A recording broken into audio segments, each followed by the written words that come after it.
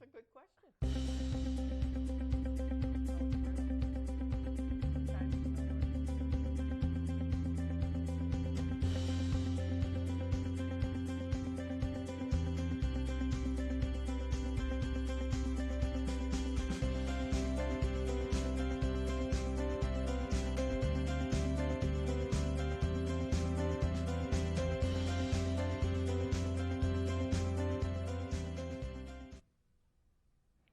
Hi, and welcome to Ask the Manager. We're here with our new town manager, Mr. Kevin Mizikar, and we thought we'd do it not only different with the town manager's seat, but also we have 4 students from Shrewsbury High School here with us today.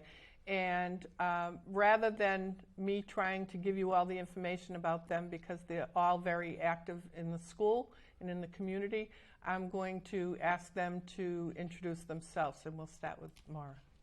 Hi, I'm Maura Mcnamara. I'm a senior at the high school.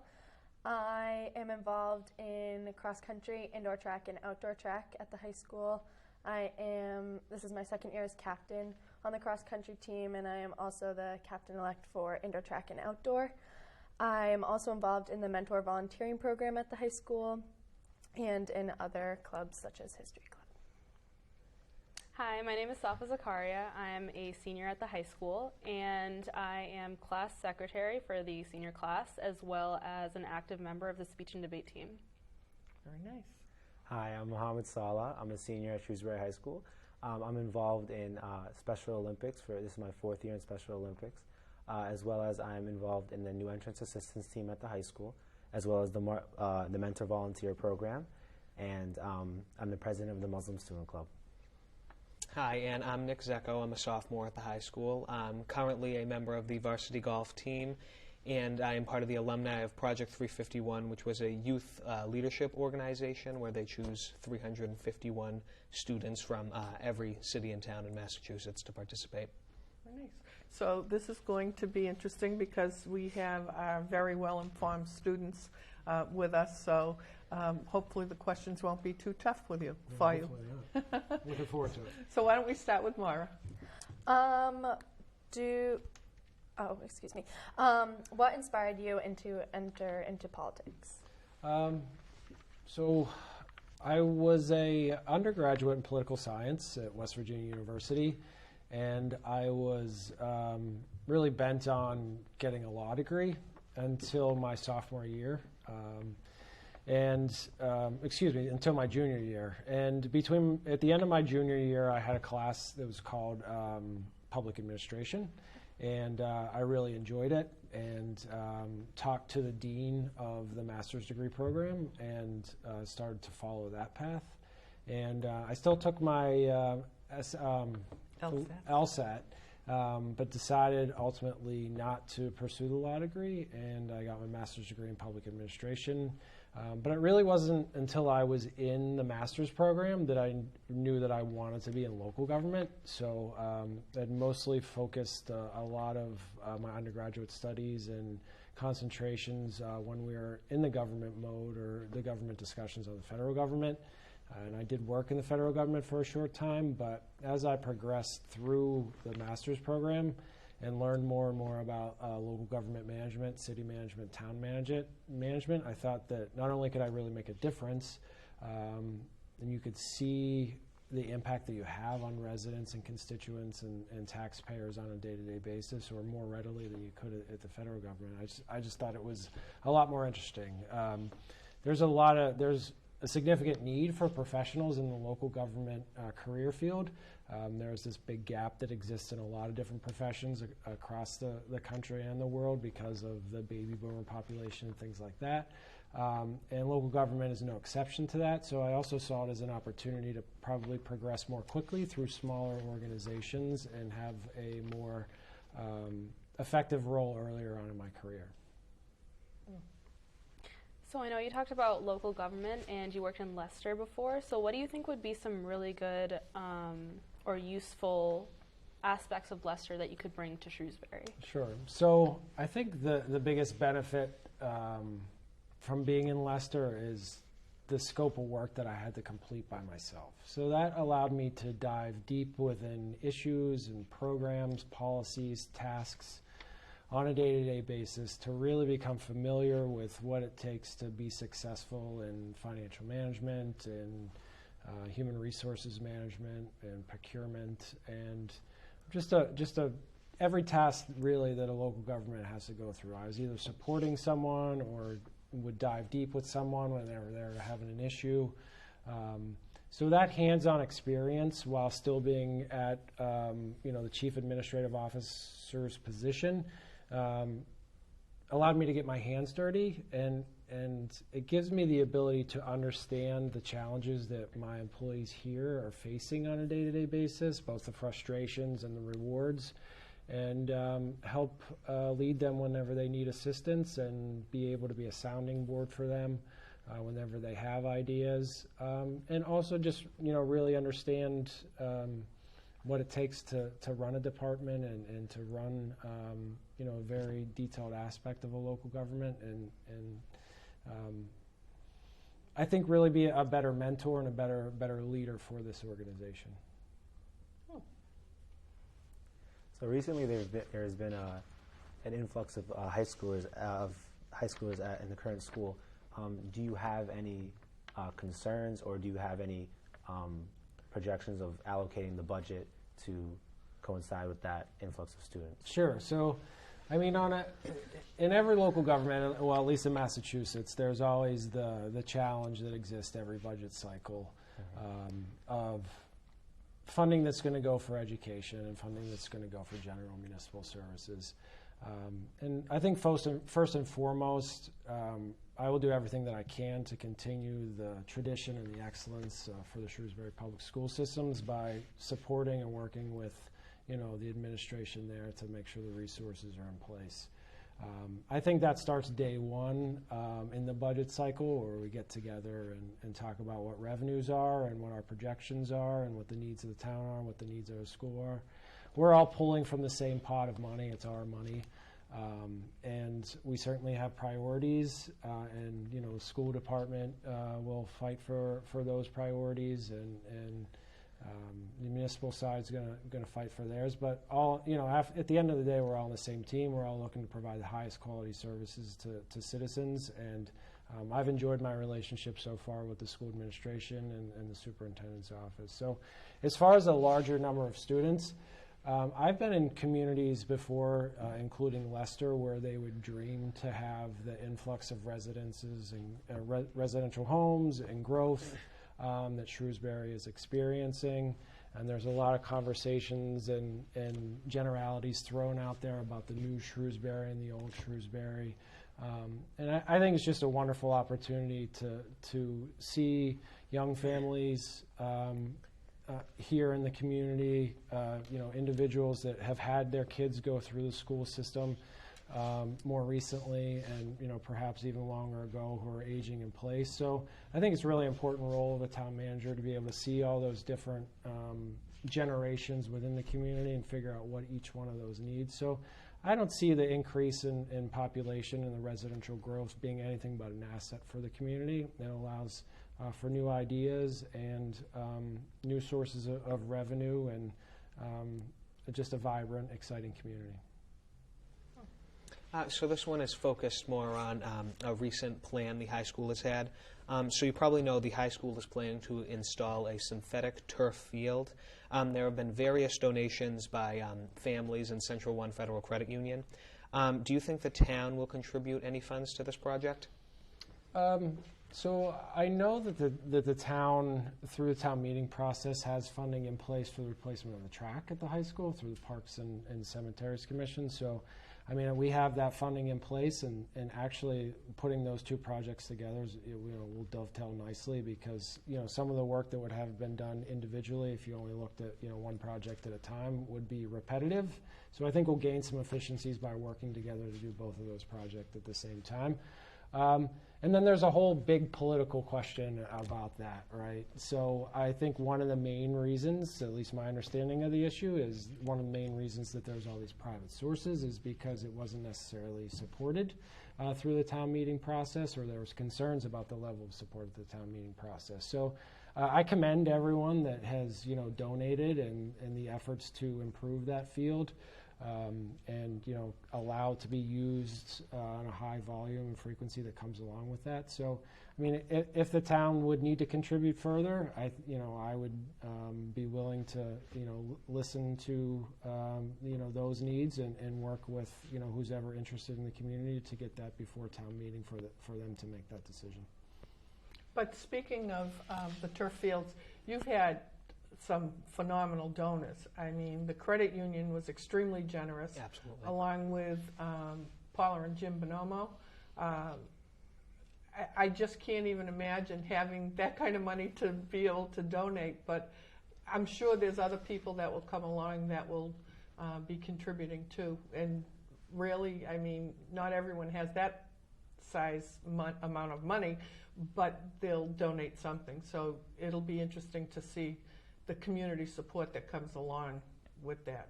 I'm confident that there'll be a lot of support for that because you have so many former athletes that they'll be able to tap into also, along with all of the residents in the town. But I think that's a good question for all of you. You've all asked good questions so far, so let's go back to Maura. There's been a lot of talk about the new Beale School, if that's going to happen, and if there's going to be a new location. And if there is a new location, what do you foresee happening with the old location, business-wise? So those are great questions.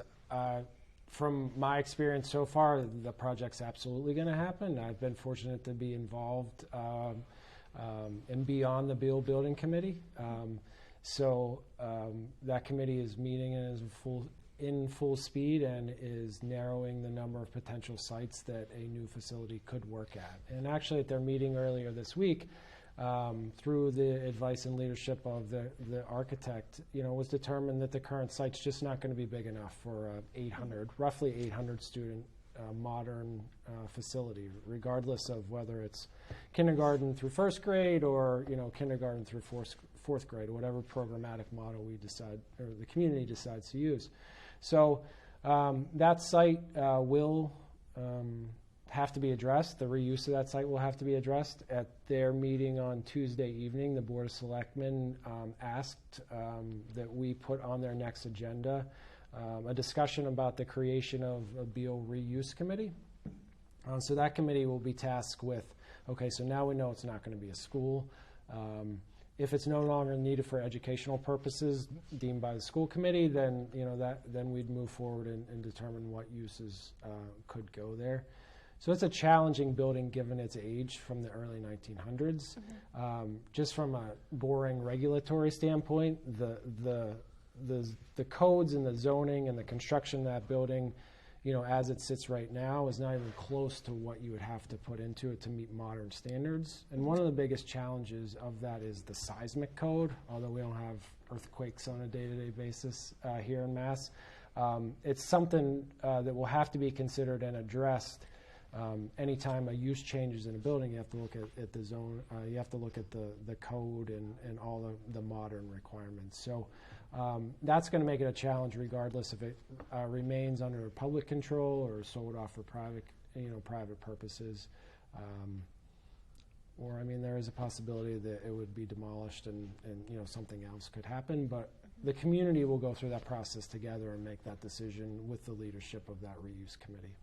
And the building committee met a couple of nights ago and talked about the potential sites. And there were quite a few sites put forth to the group. Right. Some I agree with, some I don't, and some just aren't logical, even though they might be a good-sized parcel of land. But there were some pretty good sites in the choosing, so it'll be interesting. But the commitment by the people in the room, it was impressive. So they'll come up with a good one. And that will be in a public hearing. Absolutely. So yeah, all their meetings, the next time the Beale committee will meet is November 2nd.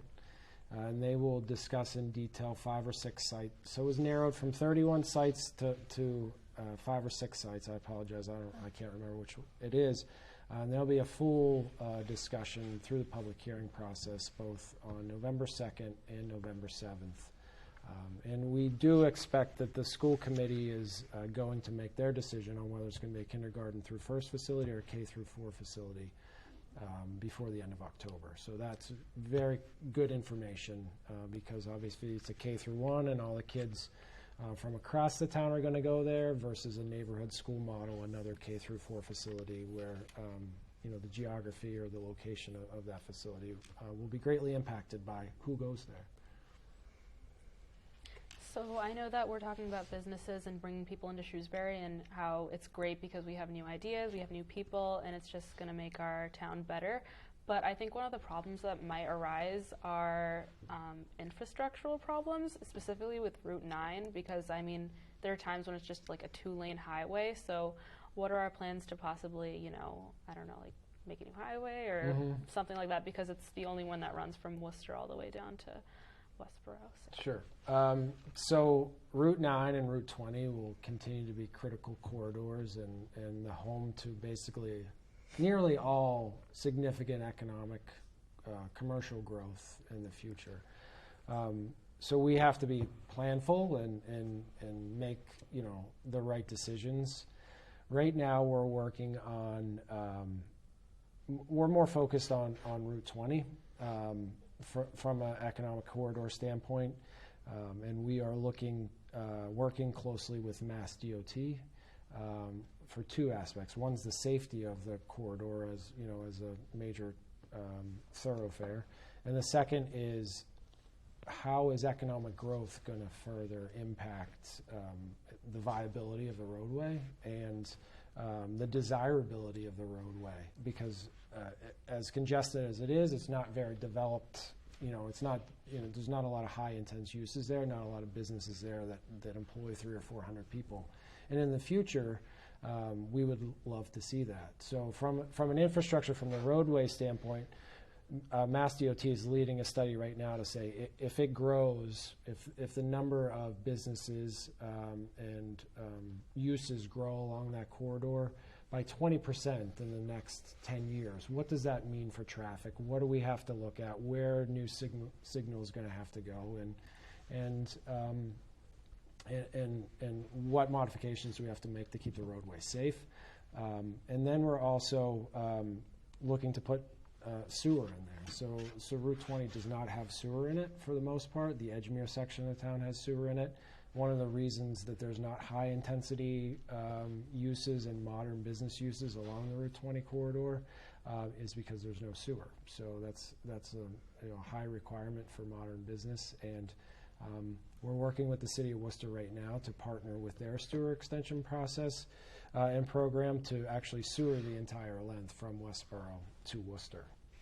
So with those infrastructure improvements are going to come some headaches, but as we plan for the safety and viability of the roadway, hopefully it's not as miserable as it would be if we don't take this time and effort up front to do that. So the soonest we could possibly have sewer within that is in 2019, and that is going to be a critical factor. You may have heard about the market basket that came to town meeting with 250 apartments that would be located there and several other retail type establishments. That's going to drive a lot of traffic in and of itself, but there's room along that corridor for 4 or 5 more developments like that. So sewer is critical to attracting that business, and then the roadway has to be there to support those type of activities as well.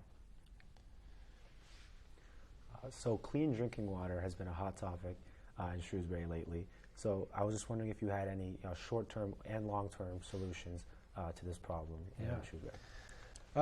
We're working on a lot of solutions. I'll be honest with you. Today, I locked myself in my office for most of the day, and I'm working on a presentation for a water rate analysis for the Board of Selectmen for their next meeting. The Board of Selectmen serve as the water commissioners, so they oversee water rates and get to set water rates within the community. So, So it has been out there. We had manganese, dirty water issues last year during the drought because we were trying to pump more water out of the ground, and our water reserves were lower, and that created churn within the system, and was a concern for the community. And then the hexavalent chromium reared its head, which is a heavy metal carcinogen. So we're building a new water treatment plant right now. It's a $13 million facility that is at the Home Farm Wells up in the northwestern quadrant of the town, right next to the current water treatment facility.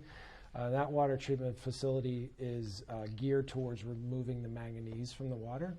And we are developing a very cool modern technology that we use biological organisms to eat the manganese out of the water and reduce the levels to drinking water standards. So we'll have the largest biofiltration system for manganese east of the Mississippi, and second largest in the country. There's one in Arizona that will still be larger than ours. So as we're constructing that plant, we're also test piloting biological ways to remove hexavalent chromium from the water. So our hexchrome levels are very low. Drinking water guidelines say that you can have like 100 parts per billion in there. We're down around 3 or 5, but we want to have 0. That's our goal. So we're piloting a couple technologies. We're monitoring our wells on a day-to-day basis to make sure those levels stay low. And it's water. The interesting part is of water is as science and technology gets better and better and better, we find more concerning things out in the environment, and then we noticed that they're in our drinking water system. So hexavalent chromium wasn't even on the map until Aaron Brockovich. And that whole incident in California, which then gained public notoriety and ultimately a movie. But that's not even technically on the drinking water standards at the DEP. It doesn't say you even have to test for it. So as science progresses, we've got to keep up and see what's in our drinking water system and keep the community healthy and viable. So this question goes back to renovations of local buildings. There have been a lot of upgrades to various different municipal facilities in town, as well as the rebuilding of Sherwood, and now, as we were just talking about, the rebuilding of Beale. Do you foresee any plans to possibly upgrade our police station? Yes. The general term is the police station is next. The community has also always taken an appropriate and conservative approach when it comes to major capital improvement projects. So from a financial standpoint and from an oversight standpoint of those projects, the community normally only takes on one major capital improvement. And right now, we're really focused on Beale. We are building that $12 million water treatment plant, but it's well in hand, and that's moving forward, and we're focused on Beale right now. So I would foresee probably some more serious conversations about a new police station in about 12 to 16 months as we actually start to look at the fiscal year 2020 budget. The fiscal year 2020 budget, depending on how Beale progresses, may have some feasibility studies, those types of dollars in there, or a warrant article to put those funds in place to get us to the 2021 timeline to actually start to do some schematic design and stuff for that. So I've had a lot of conversations with Chief Hester about the police station, and Chief Hester is right. His top priority is safety and staffing for his officers. So although that facility is not conducive to modern policing and is just kind of miserable to get around inside and doesn't lay out how you'd lay out a building today, as long as we have officers on the street and we're not sacrificing that, and we have good equipment that they can get around the community, that's number one, to make sure that everyone is safe and we can respond. And then, when the time comes, we will definitely be looking at that to make sure that we can function efficiently, effectively, for 30 to 40 years beyond that. And just so you know that we've had a lot of discussion about, we've always put the school projects first because we needed to. We needed to adapt to the growth. But that we had a lot of discussions with the Finance Committee and the Selectmen about making sure the police station moves into priority status so that things don't bump ahead of it. So I would anticipate that you're not going to see much bump ahead of it unless there's some sense of urgency. I think that it's really on the radar for sure now. And even though it sounds like 21 seems like so far away, it really isn't when you're in municipal building. So the thought process is there. I mean, it took the high school, it took them 10 years for us to come to, we need a high school and actually getting it built. That took 10 years. So 21 is not that far away. But they do need a new station. Absolutely. So, Maura. To what extent is waste management a problem, and what steps will you take to resolve it? So I think we can improve the level of recycling that we have in the community. And I think recycling is really easy. So the easier it is for someone to recycle, the more they're going to recycle. So I think there's some opportunities for us to consider making it easier through the mechanisms and how we pick up at the curb, through I guess larger containers and continuing the single stream process and things like that. I don't think waste is a problem, so we have a pay-as-you-throw program that came to be in 2008 or 2009, and that program really got consumers and individuals thinking about how much they're putting into the landfill or the waste incinerator. And it's only as simple as you're buying a special bag and you think about how much you're paying for that bag, and you never thought about how much you're paying for that black commercial bag when you bought 50 in a roll, but now you buy smaller numbers for a little more per bag, and it just makes you think of everything that you put in that bag and where it's going to go. So I think we're really progressive as far as our total waste stream. So you probably know that what's put in your blue bag gets picked up by a trash hauler, goes to the waste to energy incinerator in Millbury, and creates electricity. And Shrewsbury has the distinct advantage that we are we receive all the ash byproduct from that incineration. And I was fortunate enough to tour this amazing new recycling center that they have on site at the landfill. And that recycling center actually goes through and recovers a significant amount, almost 80% of the metals that get thrown away, whether it's a can, whether you throw a radio or some other electronic device. It actually goes through all these processes and can pull out little hunks of copper and various other metals. It's actually then, once it's sorted there, it goes into shipping containers and goes to Norway and is further screened, and a lot of those products actually are put back into the auto industry in Germany and other parts of Europe. So I think we're a part of this, we're a little cog in this amazing modern wheel of modern waste management. So I don't think we have issues. We can continue to reduce the amount of waste that goes and reduce the cost to the consumer, and I think recycling is a way to do that. But the change from the early 2000s to the implementation of pay-as-you-throw is phenomenal. We throw half the trash away that we did. We're recycling twice as much. Still room to improve, but minor changes, nothing major. So this is a bit of a double question. Going back to infrastructural issues or concerns, I know that we just built Lakeview Commons, which was for housing, but there are two other, I guess, areas of land that I kind of have a bit of concerns with. One being the old Edgemere Drive-In. Not really sure what's going on with that, so it'd be great to get some clarification. And then second, that large clearing of trees that just, which one I'm talking about, where it's just kind of sitting there. I know that's not town-owned, but just in a question regarding that, how can we push to get the private owner to actually do something with that area? Because the Shrewsbury that I grew up with was full of trees, and now it's just, it kind of hurts me to just see them all cut down and nothing being done with that. Sure. Let me just say, it's taking so long that the trees are coming back. Yeah. They're actually growing back. It's filling in.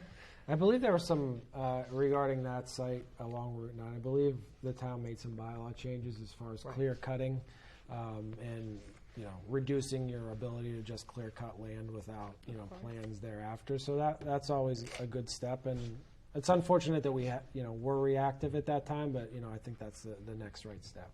So as far as development at that site, we're not aware of any.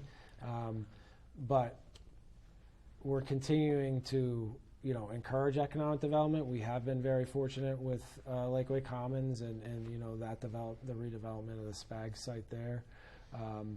And we will work with that owner, as they find opportunities or have ideas for how their site may be developed. The town stands ready to help them.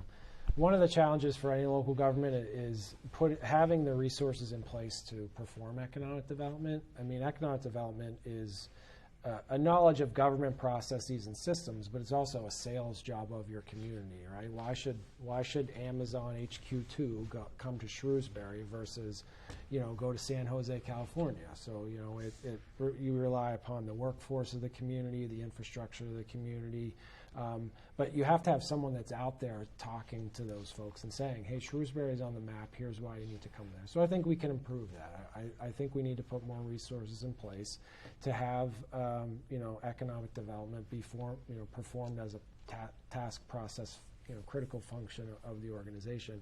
And I think, when we're able to do that, and we certainly think about it every day, and we, work on it, on a weekly, monthly basis. But I think a little more dedicated resources would be fruitful in that area. So the Edgemere Drive-In property has a lot more potential and a lot more near-term potential. So a development team that includes Market Basket came to the town late last winter, made a proposal that town meeting adjusted a lot of zoning to allow residential development on that site in conjunction with commercial development. So it's a mixed-use site. It has the same concept as Lakeway Commons, with a major retailer as the anchor, both being grocery stores and then some smaller restaurants and retail spaces. So I think you'll see development. I've had a few meetings, since I've been here on that site. Again, sewer is a critical component to that. And we've had some recent success within the last few days of putting some parts and pieces together for our sewer system there. We needed to find some land to add a new pump station, given the geography of that area. So that's just another part, along with the agreement with the city of Worcester and having some of our sewer go to the Worcester side. The vast majority of our sewage right now goes to Westboro. Any sewer that is put into the new system that goes on Route 20 will go through Worcester into Millbury to the Upper Blackstone treatment plant. So it'll give us an opportunity to have growth that we currently can't have, because we're restricted in a lot of areas of the community due to our inability to send more sewage to Westboro. And as much as we want the trees, we need the commercial development because we want the tax revenue, because the more money we can get from that, the easier it is to distribute it amongst town departments and schools. Of course. So that's why, sometimes you compromise. If we let them put those apartments in, what does it ultimately give the town? And so you have to weigh all those options when you're making those decisions. So we recently passed a ban on plastic bags, and it was met with some resistance. Mm-hmm. So I was just wondering, what is your vision of a green Shrewsbury? Oh.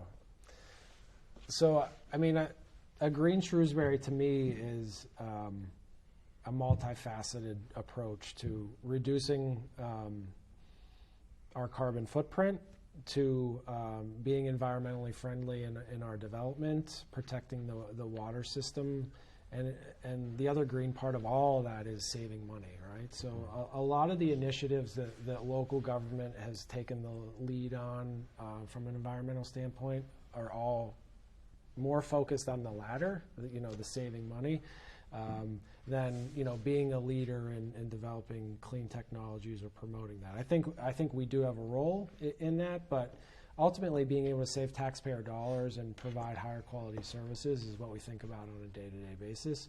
So I do think we need to have a leadership role and consider the environment in every decision that we make, and understand the science that is surrounding climate change. We also have the unique advantage in town that we have Selco, and they're an energy provider. So we've had conversations about what types of fuel sources that we use to generate electricity when we do that on our own. Most of the electricity we generate is, other major plants outside. But we're having those conversations, and I think we'll continue to have those conversations. I think your generation will expect that. And more than expect that, you'll demand that. What are we doing? How are we thinking about things? And I think that's a good thing. From a day-to-day standpoint, the town can use technology in much better ways, and when you use technology to automate processes and just be smarter, Internet of Things, the type of lights, all those things come into play when I think of a green Shrewsbury, and I look forward to still having the opportunity to affect a lot of that, because I think we have a way to go. So it's now fall, and soon we're going to have winter, which calls for snow. I've overheard various residents have noticed that when there's a snowstorm, municipal resources aren't always evenly distributed throughout the town. How do you plan to assess this inequality? Yeah, so I had a conversation a few hours ago with the highway superintendent on what we're going to do on that first snowstorm. To be honest with you, I haven't heard the inequity or inequality of distribution of town resources, but it's something that we can certainly look into after this meeting and making sure that we get out there. The general approach that I'm sure the town takes, and at least I'm accustomed to taking, is main roads and life safety issues during the course of a major storm, and then filtering your way out into the smaller residential streets as soon as we possibly can after the storm. It doesn't mean we're going to delay. It doesn't mean we're going to keep one lane open everywhere for everyone's safety, but sometimes, depending on the size of the storm, you've got to prioritize things. We have been very successful so far this year. We rely upon a lot of private contractors to help us plow the streets in the wintertime. And it's always kind of a battle between communities on how much you're paying on an hourly basis for a certain piece of equipment. And John Knipe, the highway superintendent, had the foresight that said we needed to raise some of our hourly wages for certain pieces of equipment. And we've been successful in securing the bulk of equipment that we think we need for the winter. So I'm pretty confident that we're going to be successful. Actually, you'll start to see, maybe not, some tractor-trailer loads of salt coming into the community within the next few weeks. The salt shed is mostly full, but we'll be bringing in another 1,000 tons of supply and setting that in our reserve pile, and we'll be ready whenever it comes. And he does that because he also gets better pricing by not waiting till winter to do that. So he's gotten pretty good at, watching for the bargain time to make the purchase. Along with that, you did have advertisement out for more contractors for plowing. And I'm just going to take time out to open up a couple of things related to awards. The highway department had received awards at, I want to call it like a truck rodeo or something, for safety. It's a safety rodeo that our equipment operators attended here in Worcester County, and were very successful. And Tim and Chad. Tim and Chad in their driving skills competition, both for the plow trucks and the loader, were very successful, and actually were able to progress on to the national competition in Colorado a few weeks ago, and they still placed in the top 20 in those events. So that's great. We're very proud of them for doing that. And then you also had the fire department receive an award? Yeah. Fire Department Life Safety Award, so it's an award recognizing our proactivity and life safety systems throughout the community, schools, homes, commercial buildings, and residences. And this is the third consecutive year that Chief Vona and his team have been recognized for their efforts, and it's certainly well-deserved. And then we have an outstanding award recipient from the Research Bureau. Yeah. So, my predecessor, yes. Dan Morgado. That guy named Dan? Yeah, that guy, Dan. We never go a day without saying his name. All good, though, I promise Absolutely. you, Dan.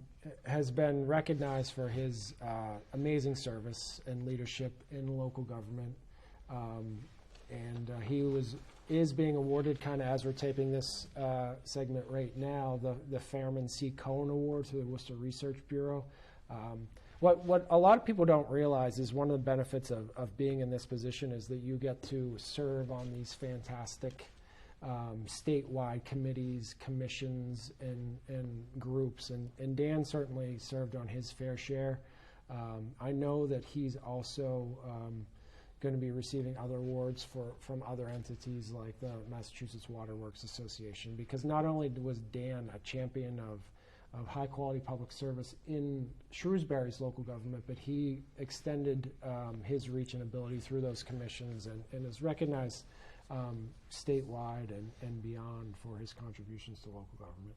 So congratulations to all the recipients. And then getting back to reuse and recycling, there was a $14,400 grant for reuse, recycling, and waste reduction. And you may possibly be able to apply that to pay as you throw? Yeah, so we have a number of options that we can use that award for, and actually Dan had been banking a few years of awards for that. So we're going to, again, try to make recycling simple and pursue a few options to increase recycling within the community with those funds. So let's get back to you where the good questions are. So obviously you're fairly new with being in for 4 months. What's been the most enjoyable or interesting part of your job? Besides doing Ask the Manager. Right. Sorry. That was my answer, but since I'm not allowed to use that. No. Well, the most enjoyable part of it is really being a part of the organization. So they have amazing staff, very talented staff members that carry out the day-to-day work of the organization. I think a town manager should be, in many ways, the most dispensable person. So the person that you can get rid of without knowing they're gone, the easiest. Because that means that the work is being done by the experts within the departments and can carry on, through transitions and change, and you shouldn't see a blip in services. So I've really enjoyed working with all those folks and being able to work at a different level and think about things differently than I did in previous positions. So, the first question was, what's different and how can I bring things from Leicester? Well, one of the reasons that I wanted to come to this position is to be able to work at a different level and think about, bigger picture items and really be a leader for the organization and drive innovation and think about how we can do things better than have been done in the past. How we leverage technology and how we interact with citizens are things that I think are really important. So being able to get to think about those things and know that if we manage things well and we have resources in place, we can actually pursue them. It's just been a great 4 months and well supported by staff. And there's always day-to-day challenges, but everything has been great so far. So I know that along with the great sense of community that you've experienced in the past 4 months, there's also some legislative changes on the state level that I think we've talked about possibly. I just wanted to bring up marijuana legalization because I know that's it's a hot topic amongst parents, and I know my parents have talked about it a lot, and I think that it's been postponed until 2018, I believe, the dispensary. But Okay. I know my mom was also talking about, the type of business that we're bringing to Shrewsbury. We have, I think Total Winery just opened, and Lakeview Commons is great, but then I know my mom had concerns with Buffalo Wild Wings and Hooters, so I don't think I know you talked about the old Shrewsbury versus the new Shrewsbury, and I don't think I don't want to say preserve the old Shrewsbury, but how can we still maintain a sense of community while growing? Yeah, that's very important. So marijuana in and of itself, just the boring regulatory stuff related to it. So the town in the spring passed a zoning moratorium that basically you can't ever prohibit any use. So there's all these sin uses out there that sin uses out there that operate in the retail environment. So you can never say you're not allowed to have a tattoo parlor or you're not allowed to have a strip club. It's banned from this community. That's you're not allowed to do that from a community standpoint. So what you can do whenever you have concern over particular use, you can put a moratorium on that. So we've put a moratorium on the retail dispensing of recreational adult use marijuana until for 18 months, so roughly the fall of 2018. What that does is give us the opportunity to see how the state's going to regulate marijuana and gives the policymakers within the community the time to think about the next steps. And some of those next steps could be, since the town of Shrewsbury, so you had the original referendum that was passed and accepted statewide by the voters to have adult use for marijuana. And then you had subsequent legislation that was passed this summer that defined some new regulations and changed some of the things that the voters approved. So part of those changes said that if an individual community did not support it, that is the majority of voters within a specific city or town, the majority did not vote in favor of it, the town can then go back to town meeting, take a vote, and ban marijuana from recreational marijuana dispensaries from locating in that community. So Shrewsbury was a community that did not vote to support marijuana. So now the decision has to be made.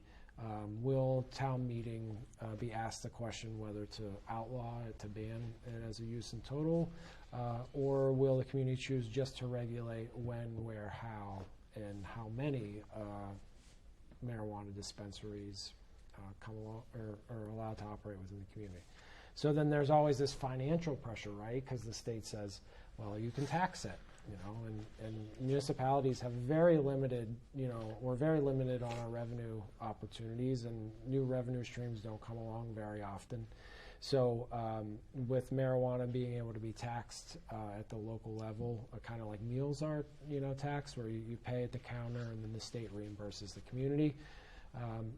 Financial decision has to be made along with those other decisions from a zoning and whether it's right or wrong, or you're indifferent to the matter of whether it's going to operate in the community. So there will be arguments that are made that it's going to be sold in Worcester, it's going to be sold in Grafton, it's going to be sold in West Boylston. What makes you think that just because it's not sold in Shrewsbury that it's not going to be here? So if it's going to be here, why don't you tax it? Why don't you get revenue from it? Why don't you benefit from it? So all those things are going to have to play out. So I envision a lot of discussions, conversations as we lead to the spring. But this whole marijuana conversation is Wild West, right? It was a citizens petition that came through referendum at the state level. It was the marijuana industry's ideas within that. It's not very conducive to government regulation. There's no tests, if someone's operating a motor vehicle and they're, under the influence of that drug. So there's a lot of things that need to go in place to make it safe and appropriate if individuals choose to take part in those activities. So, but I mean, the marketplace in and of itself, my personal opinion, which I don't get to give very often in my position, my personal opinion is the marketplace will dictate whether it's going to be successful or what the character of the community is. So, the individuals with the community will choose to support a business or not support a business, and those that aren't supported and are not welcomed won't flourish, so they won't be here. So since one of your priorities as town manager is balancing the town budget as well as forecasting it in the future, is it made more difficult with the continual changing of town council whom you work with? So town council from like the town attorney, town lawyer standpoint? Yeah, selectmen as well. So the selectmen. So actually, Shrewsbury has been very fortunate with the selectmen as a body. 4 of the members have been there for at least 9 years. And Ms. Cassavant is new to the group, but is contributing right away. So the one benefit that I actually have at the beginning is their institutional knowledge and their stability and their willingness to help me manage the community. So But as we go into those budget processes and we start to talk about priorities and we talk about policies and we talk about issues, there's never enough money, and especially as we have that conversation about, how much, goes to the schools and how much goes to the municipality. We always want to put more funding in the schools. We always want to have the best school systems, technology, and innovations in science and curriculum always demand more money, and having the resources in place to make it successful is always a challenge. So it's just something that, we have a finite amount of resources, and the more communications that we have amongst ourselves and are open and have those discussions and are planning for the future, the more successful that we'll be. And I think that's a key part of my job to make sure that we're doing that. As we were previously talking about, from my point of view, I have observed that Shrewsbury has been very commercialized over the years. There are truly various benefits to that, but my question to you is, how do you balance the commercialization while maintaining a sense of community? Yeah, it certainly is difficult, but I think the way that the community lays out geographically lends itself to that. So with having such major thoroughfares and corridors, from Route 40 or Route 140, 29, and 290, the commercial development and zoning is appropriate to allow that growth to flourish there, and that may be the impression that a lot of people get, and it may be an impression that I had of the community before I got here. But when you leave those major thoroughfares and you go within the residential neighborhoods and you get lost because every name's a bird or a planet or something or other, you really find out that, that's the heart of the community, that's where it is.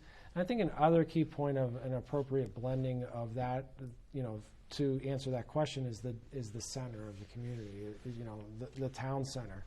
So having the right businesses there, having investment there, talking to the property owners about what is going to locate there, and having the critical mass of residents and population to make it walkable, make it enjoyable, make it vibrant is really important. And I think that's what people think of whenever they think of community. They think of that intersection within the town versus some of the major commercial corridors and, where restaurants and businesses or other restaurants and businesses are located.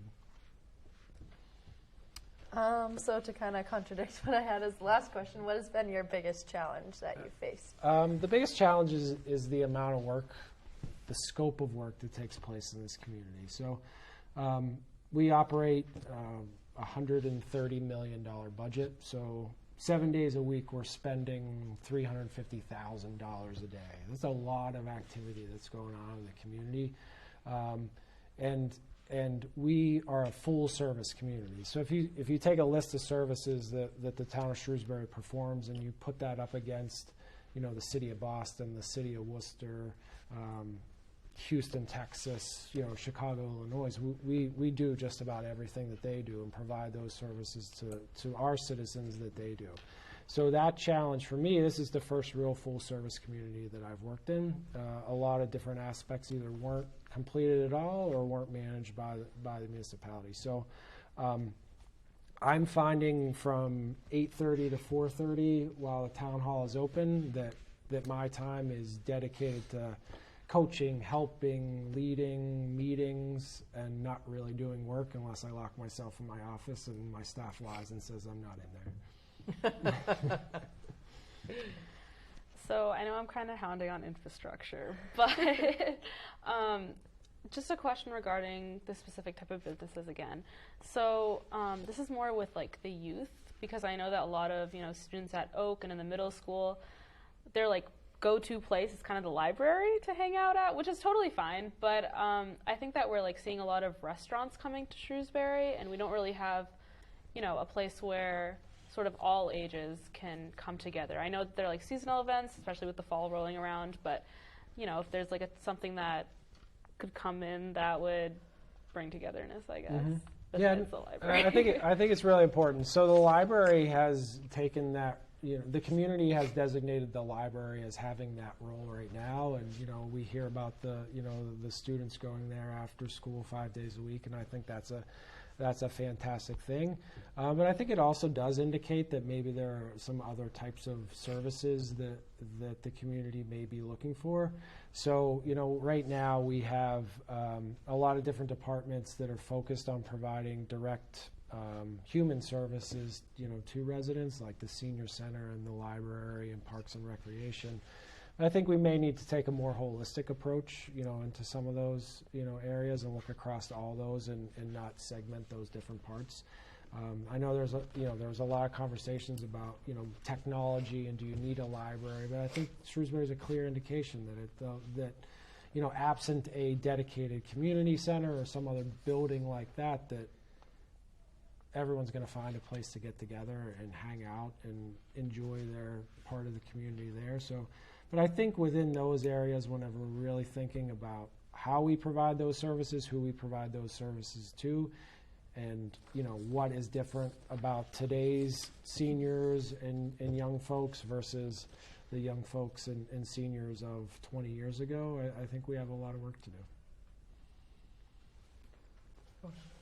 So speaking to some residents and my neighbors, it kind of seems that an observation and a concern that they have is the population density in Shrewsbury. It seems that as they go through the town, they see houses being built left and right. And I'm not sure if that's a concern you have, or if you have any plans to build infrastructure in Shrewsbury to kind of match that. I know the high school is one example, but and also Route 9 is another example of how the population density in Shrewsbury, as it rises, we are still at a low capacity.